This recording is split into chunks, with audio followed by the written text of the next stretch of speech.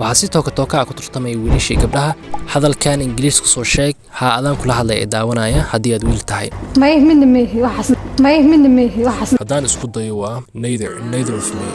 nope farxurdaay waad qaladay laakiin waad soo dhaweysay si saxda waa no I'm neither of those muuqaalka xiga waxaa ingiriisku soo sheegaya gabdhaha haddaan isku dayo waa hey come here waaw hambaliyo si fiican ayaad u soo sheegtay waad naga yaxatay bay su'aal fudud weydiis gabdhaha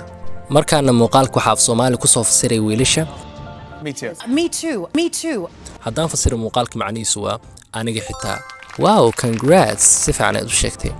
muuqaalkan waa gabdhaha waxaa ku tartami doonaan laba wiil iyo laba gabar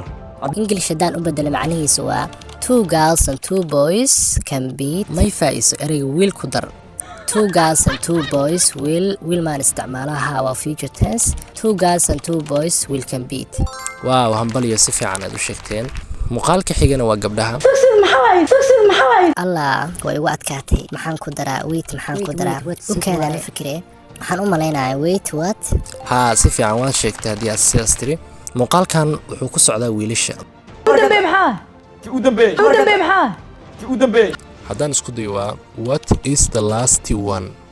well done si fiican ayaad u sheegtay haddii aad jumladaas aad dhahday commentiga ku soo qor wixii aad si daacad u sheegto markaana gabdhaha ayaa English ku soo sheegaya maxaa qabataa what are you doing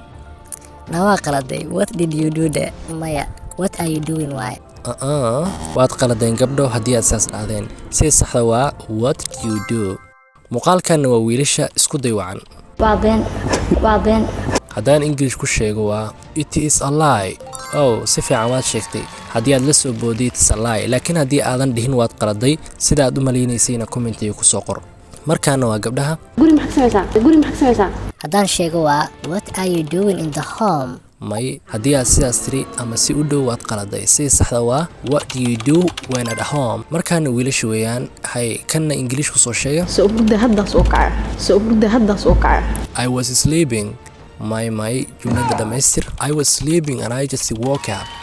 hadda waad saxday hambaliyo hay gabdho muuqaalkan isku daya ayaga dhanba waa rabaani I want all of them hambaliyo si saxda u sheegteen haddii aadan sheegin sida aad u maleynaysay soo qor okay markaana waa muuqaal Ingiriis waxaana wiilasha laga rabaa inay af Soomaali ku soo sheegaan I don't want to feel this way muuqaalka daan fasiro waa mar raba inaan sidaan dareemo si fiican waad sheegtay haddii aad sidaas dhahday markaana gabdhaha waaye kanna English soo sheega okay wiilasha waxay keeneen 14 dhibcood gabdhaha waxay keeneen sheeg la soo bood ama wiilasha ka faa'iideysanaya oo sheegaya haddaan isku dayo waa boys have 14 and girls 14 may waad qaladay haddii aad sidaas dhahday waxaa u wareejinaynaa wiilasha oo aan weydiinaynaa haddaan isku dayo waa boys scored 14 and girls scored 14 hambaliyo si fiican ayaad u sheegtay haddii aad sidaas tiri commentiga ku soo qor adoo runta sheegayo sidaa ku fasirtay muuqaalkaas ugu dambeyntii muuqaalkan Ingiriiska af Soomaali ku soo fasir He's not gonna leave you ha hilmaamin inaad subscribe garaysato channelka sidoo kalena aad muuqaalka like saarto aad u mahadsantahay